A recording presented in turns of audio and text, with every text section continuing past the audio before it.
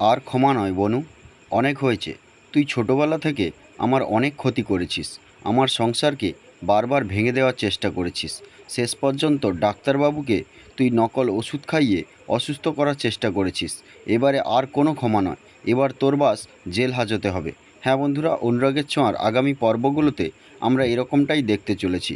এরকম সিরিয়ালের দুর্দান্ত আপডেট পেতে আমাদের চ্যানেলটি সাবস্ক্রাইব করে পাশের নোটিফিকেশন বেলটি প্রেস করে রাখুন, যাতে আমাদের আপলোড করা ভিডিওগুলি আপনারা সর্বপ্রথম পেতে পারেন।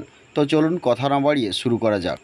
স্টার জলসায় অনুষ্ঠিত অনুরাগের ছোঁয়া সিরিয়ালটিতে বহুবার দেখা গেছে দীপার বোন উর্মি দীপার সংসার ভেঙে দেওয়ার চেষ্টা করেছে এবং ছোটবেলা থেকে তার জীবনটাকে তছনছ করে দেওয়ার চেষ্টা করেছে। সেই বোন উর্মি আবারও দীপাকে বাড়ি থেকে তাড়িয়েছে এবং তার এক মেয়ে রূপাকেও বাড়ি থেকে তাড়িয়েছে এবং কুন্তলার সঙ্গে হাত করে তার আর এক মেয়ে সোনাকে নানাভাবে বুঝিয়ে তার সংসার নষ্ট করেছে এবং তাকে জীবন থেকে বিমুখ করে দিয়েছে। ফলে সোনা এখন বিধবার মতো জীবনযাপন করে। সে তার মাকেই ভালোবাসে না, তার মার থেকে অনেক দূরত্ব বাড়িয়ে নিয়েছে, তার বোন রূপার থেকেও অনেক দূরত্ব বাড়িয়ে নিয়েছে। তাতেও তার শান্তি হয়নি।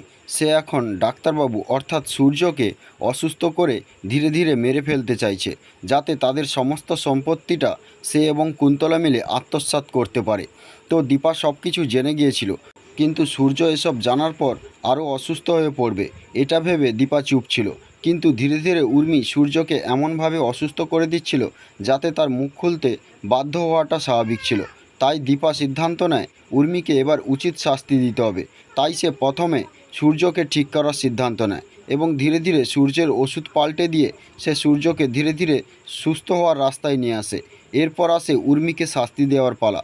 তারপর সে ঠিক করে উর্মি এবং কুন্তলা দুজনকেই পুলিশের হাতে তুলে দেবে এবং সমস্ত প্রমাণ তথ্য জোগাড় করে সে উর্মিকে পুলিশের হাতে তুলে দেয়। কিন্তু কুন্তলা খুবই চালাক ছিল, সে তার কোনো প্রমাণ রাখেনি, তাই কুন্তলাকে সে চেয়েও জেলে দিতে পারেনি। তো বন্ধুরা, আজকের পর্ব এই পর্যন্ত। আবার দেখা হবে পরবর্তী পর্বে। ততক্ষণে সুস্থ থাকুন, ভালো থাকুন এবং ভালো লাগলে একটি লাইক দিন। Thank you.